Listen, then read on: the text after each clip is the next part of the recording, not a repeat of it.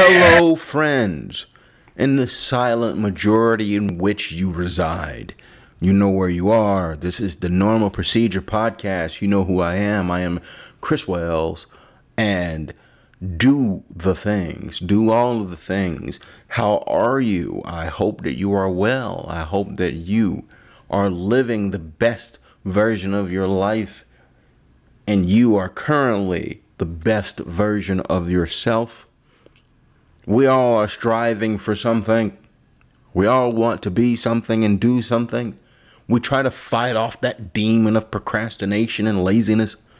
We all try to make it in this life. There's always something around the corner. We are, and especially in America, we are a hopeful population. We are always playing the lottery, scratching those scratchies. And gambling states, we're gambling, we're playing those slot machines. We want something. We always are looking for something better. We're always looking for something more, whether it be in our control or outside of our control, whether it be a miracle or a product of hard work and dedication. We're always looking for that extra. We want that extra thing to our life. Our life that we're living is not good enough. Average has been considered in modern times a bad thing. You can't be average. Although, if you put your average life up against the average life of someone that lived 100 years ago, 200 years ago, they'd be like, fuck, I take that any day. Shelter away from the beasts that lurk at night. Give me that. You got food? Enough food to be full for 3 meals a day? Give me that. You have technology where you can access the world and get news from other continents, other countries. You can meet people at any time of any day, of any race and gender and creed, religion. Give me that. You can sit on a mound of pillows and stare at a magic window that allows you to see programming that is simply meant to entertain you. And I don't have to stare at a fire and tell ghost stories? Give me that. What are you talking about? I want that. That's our average life. Think about the motherfuckers that lived 200, 300 years ago. On horseback and wagons and shit. Just imagine if you had to be in a wagon, right? Let's just say it was, instead of, Uber XL, it was Uber Wagon. You had a Lyft wagon. And you had share on. However that works. And you're in a wagon with a motherfucker that you don't know. You can't just stare at your phone to pass the time until you're at your stop. It's either awkward silence while you hear the sticks rumbling and the graveling on the pavement. You hear the horses, their hooves hitting the pavement. You hear the ropes. And it's just awkward silence. They're looking ahead, you're looking ahead, or you're looking out a little crease in the fucking cloth that's over the cabin. What do you do to pass the time? You gotta fucking tell stories to each other. Where are you coming from? Where are you going? Well, I just came from fucking Arizona. I tried to dig some gold over there. And they murdered my family. I got no gold. Well, I'm just coming from, Albuquerque. And all of my daughters were sold. They were sold into slavery. And I'm going to get them back. You got this shotgun, got a few shells. It's probably not that fantastical, but you know what I mean? It's probably a lot more plain than that. I'm going to herd some cattle with my uncle up here in Maryland. Did they herd cattle in Maryland? I have no idea. But you get what I mean. Our average lives are taken for granted these days, and I'm going to be talking about that a little later. How everyone wants to trade up. But I was suggested to talk about something, and I want to say suggested as in it's something that I've talked about before. Stories of, I don't want to say alcohol abuse, but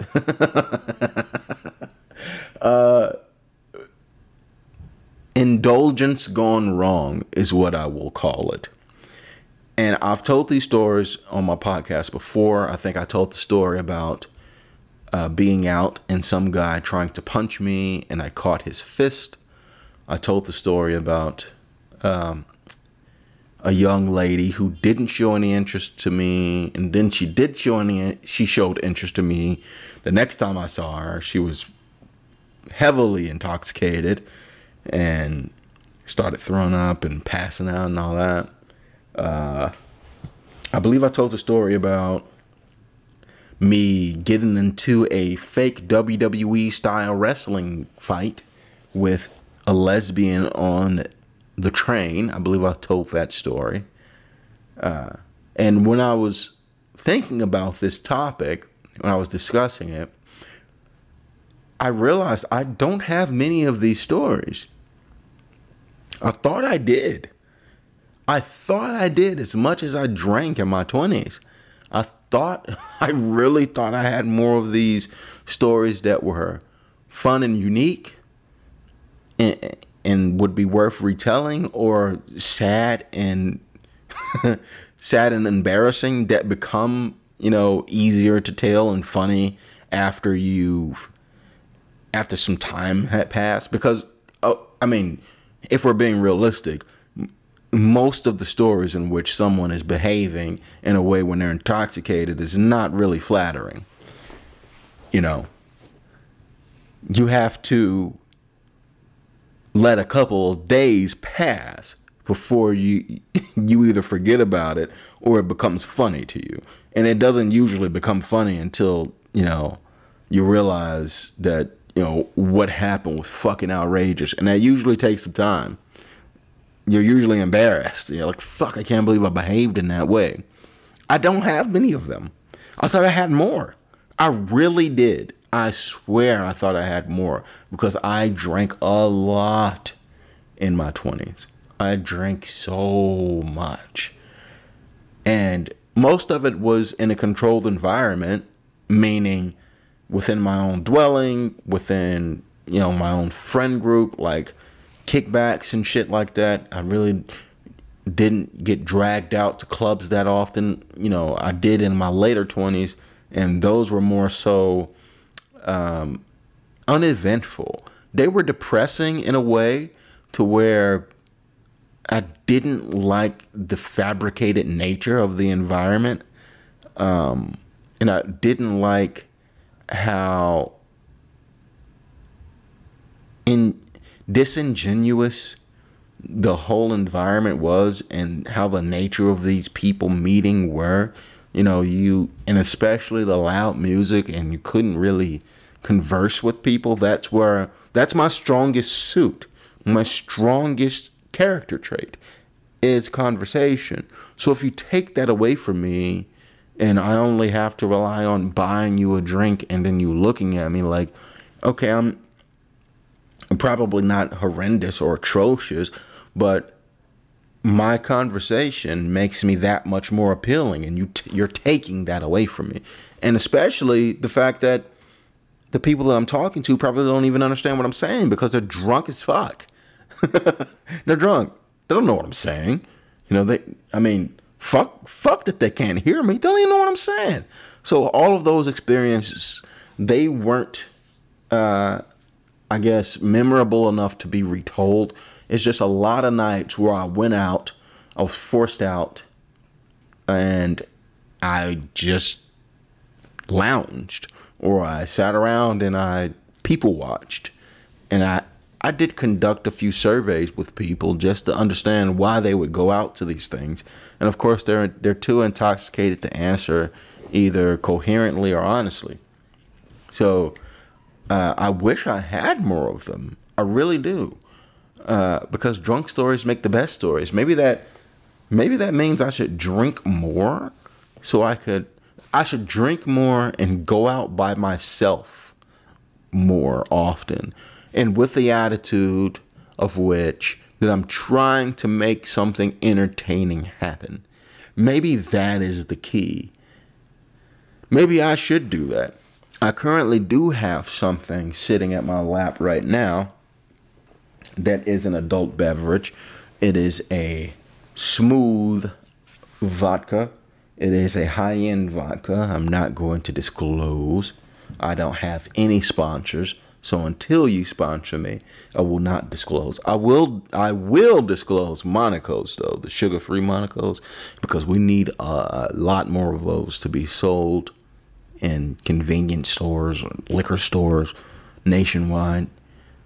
We need those sweet ones. They can go eat a dick. I do not like them. But yeah, I just don't have that many of those. But I do have, that's my vape you hear in the background. You hear that little popping sound? I do vape. I've talked about this on a previous podcast. I will not talk about it on this one. And this is primarily why this one is audio only. I don't want you to see me smoking and think less of me. Nah, I couldn't give two fucks. But I used to, and I still do, or intend to, make music and perform live. And the name of my hip-hop duo was The Difference. And we make very good music. I have the SoundCloud links, and I put all of the Spotify links in the description of my videos. So if you are into hip-hop music, really good music, no matter what genre that you listen to, go and give us a like, go and give us a listen. I guarantee you'll like it. And a lot of people say that, but I think it's objective at this point that our music is pretty fucking good. Our catalog is great. So we did a lot of performing around town, and we were on a string of performances where we were killing it. Like, we were killing it. I had an audition that didn't go very well. Well, I was auditioning for a talent show. It was abrupt. It was taking place in downtown Chicago, and there were a lot of people there signing up, and it was mostly R&B artists. They were signing up for this talent show. It was gonna be like a talent competition, I guess, reality show or maybe internet show. I'm not sure, but I was told about it at the very last minute. It was the morning of the actual event, and I didn't have any time to prepare. I didn't know what song to pick or anything of the sort. And my partner, who had confidence in me, and I'm glad that he had confidence in me to do this, I just was not prepared to do it. I wasn't nervous or anything. I just felt like I didn't have my first solo EP had just came out, and I didn't know what to choose from the catalog to actually spit for them. And it was I think I only had 60 seconds or something like that, and I didn't have any music. I had to do it a cappella, and it was very abrupt, and I don't think I was put in a position to win that moment. But that didn't have anything to do with alcohol, and that was the only blemish on our live performances up until that point. But we had a performance booked by a college recruiter, a college talent recruiter, who wanted us to do a college show, and I was down. I had some time to prepare for that. I was a little nervous at this point because this was the first time that we performed in front of kids, like, college kids, and that was going to be the crowd. And we had already picked out our set list and all of that. And, if we were performing to strictly hip hop crowds, I feel like I could kill that. But I was a little nervous and also a little bored because the show was starting later. So I was just sitting at the bar, just trying to behave myself until the show started. And, when boredom kicks in, I'm sitting at the bar. I'm like, fuck it. Give me a shot of Jameson. Like, let's get loose. Let's get fucking loose. And one shot of Jameson turned to 2, turned to 3, turned to 6.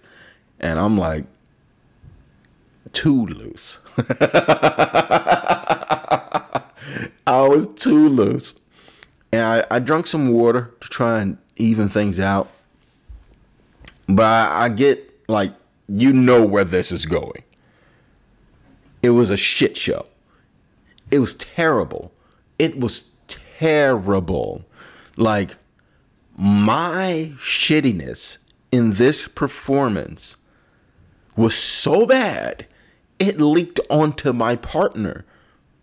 To where, okay, so I wouldn't even say shit-faced, just deoriented. Because I know what it feels like to be shit-faced. To where you're stumbling, you can't walk straight, you can't really speak coherently. I know what that feels like, to be completely blasted. I know that. I wasn't there, but I was close. I was just disoriented. I had no fucking business being on a stage trying to perform music in front of a college crowd. No business doing that. And we performed with just the instrumentals. We did no audio sound over, so I didn't rely on the pre-recorded track to mess up my flubs or to fix my flubs when I would mess them up. It's just my voice and the instrumental. And I forgot every word of everything. Either I forgot every word, or I was mispronouncing words, or slurring words, or just saying words that did not exist. It was so bad. It was so terrible. My God. And we did back-to-back verses. So I would fuck up like 3/4 of my entire verse. 75% of my verse was fucked. I just fucked it up.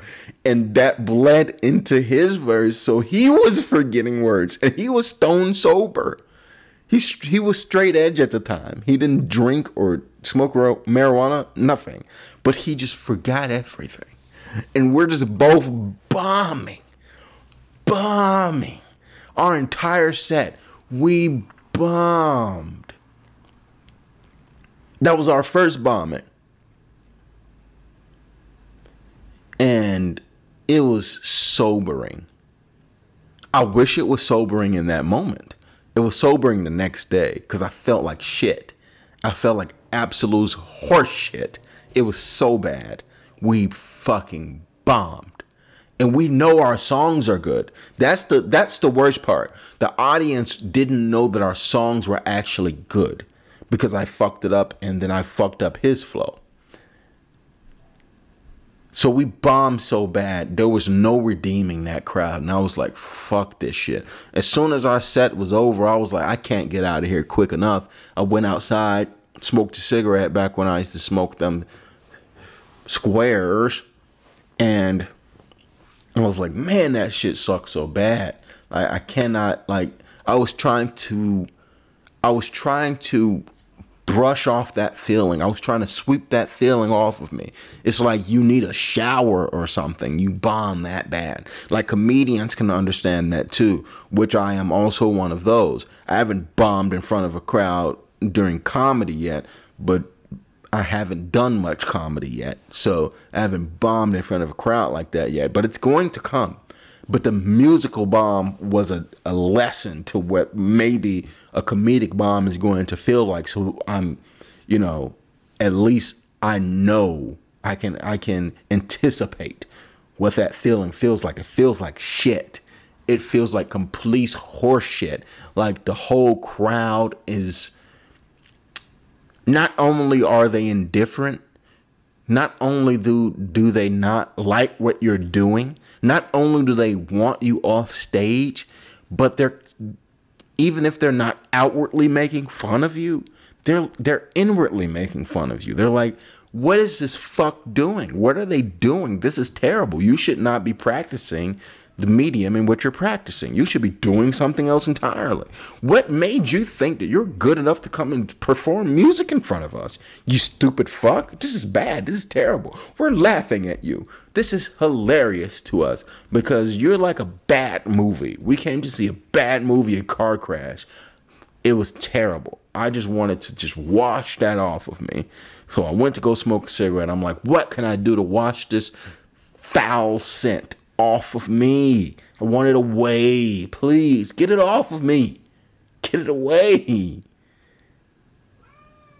That's right, cat. That's right, kitty. What did I do? No, I didn't go my wow. I didn't go how wow. Hello?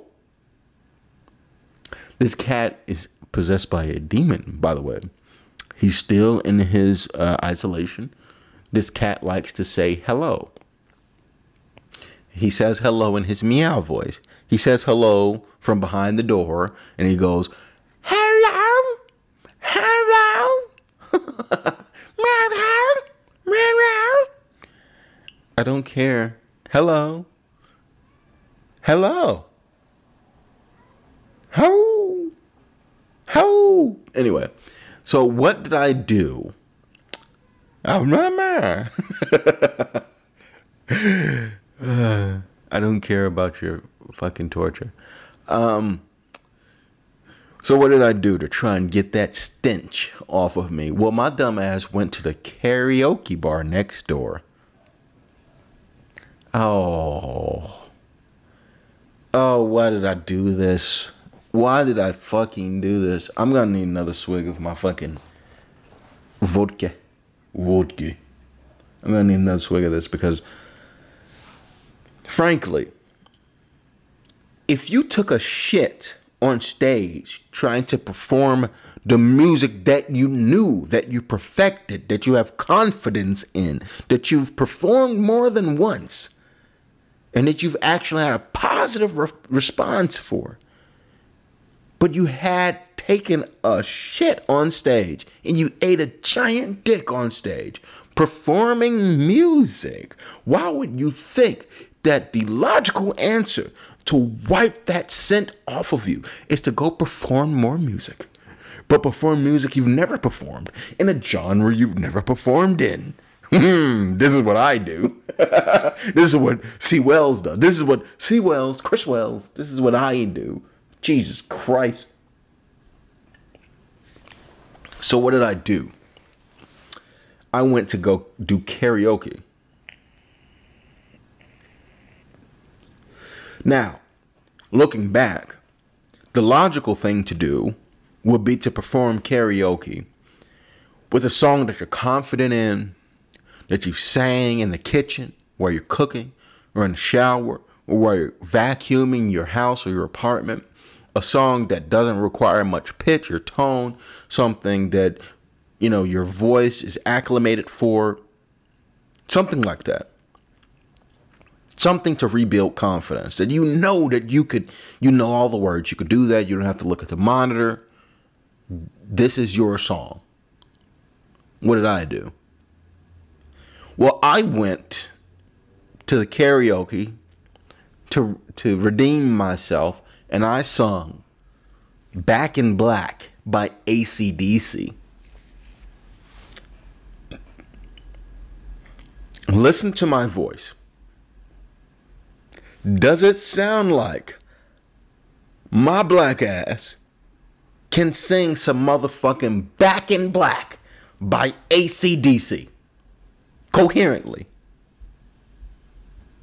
in a volume, in a pitch, in a tone that isn't embarrassing, that at least pleases the crowd, or where they can at least, be content with your rendition of the song.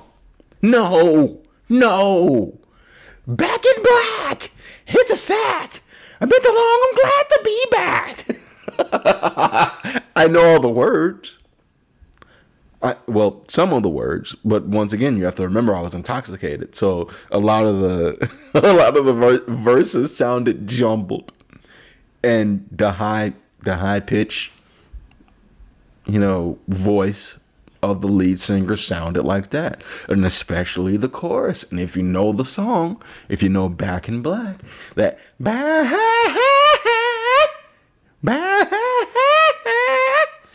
what does that sound like? It sounds fucking terrible, and I gave my soul to it. I should not have given my soul to it. I should not have given a fraction of my soul to that song. Why did I choose that? Oh, my Lord. Oh, Lordy. It was terrible. So I did 2 bombs.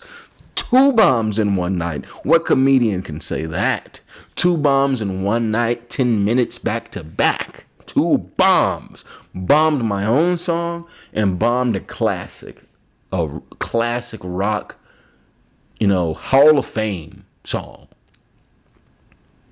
Both fucking terrible. I left that feeling like I did not deserve to be a part of the human race, let alone a part of the creative community. It was so terrible. I didn't want to make music anymore. I didn't understand music anymore. I was like, what is good? What is not good? Like, fuck if I know. I didn't think I was ever going to recover from that. I didn't ever want to perform in public anymore in any sort of crowd. I didn't want them to judge me. Like, it was bad. Like, now I can look back and appreciate the humor in it, because it was 3 bad decisions. 3 bad decisions. The first bad decision that led to the other 2 was taking 6 shots of Jameson. That was the first bad decision that led to everything else. Second bad decision, of course, was performing. And the third bad decision was going to do karaoke to try and wipe the stench off of myself, thinking I will redeem myself by fucking singing AC/DC Back in Black. Thinking that was going to do the fucking trick. What? Oh, how foolish. That's the last one. That is quite honestly the last embarrassingly or entertaining, intoxicated story I can tell. I don't think I have any more. Maybe I'm going to sit on it and think about some more. But, dear Lord, if you're in the entertainment industry, if you perform in front of crowds, I will tell you that being a little buzzed is fine. Don't make it a habit, but being a little buzzed that's fine. Whether you're doing music, whether you're doing, spoken word, or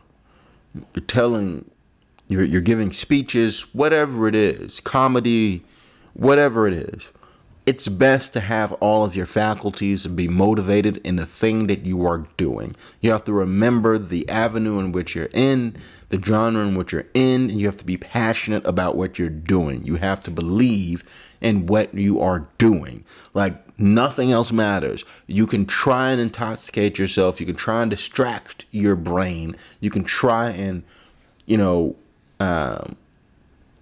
discombobulate your senses in a way to where you're more comfortable, but it's not beneficial to you if you're going to do it long term, and you will have one of these bombings.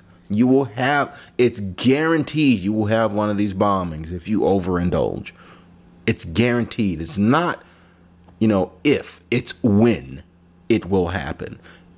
What I will say to all of my creative types out there, if you believe in your work, go with that. Go with that. If you believe in it, if you're passionate about it, if it's your life's work, let the people decide. Let the people decide when, you have the most, when you're the most coherent. Listen to the people. Listen to their response. Don't let, an outside element influence your performance, because that will become sobering. What you want to do is you want to go into it as sober as possible so that you can dissect what you're doing. And a lot of people, they can't take that because, it's so discouraging they don't want to do it again. They fall off the bike and they say, fuck bikes, I'll buy a car. Or fuck bikes, I'll walk. They just fall off the bike and they never look at another bicycle again. I don't want that. And a lot of people do that. A lot of entertainers, creatives, they do that. But the audience decides. That's just the field that we're in. The audience decides. The audience tells you what they want, and then you have to accommodate them until you find your own voice, because that's the other thing. You have to make the things that you're happy with making, and sometimes it's fuck the audience. I know this is good. This is what I'm making. And then you wait for your crowd to reach you. But in the meantime, you have to accommodate the audience and find a middle ground. You have to do that. You will find the ones that appreciate your work. You'll find them. They will be there. But you can't do that when you're fucking shit canned. You can't do it. You can't do it, folks. Stay on your P's and Q's. And I don't mean literal pints and quarts. I should say stay on something else. Stay on your D's and booze. Stay on your blues and lose. Just stay on something. Fuck it. All right. Bye.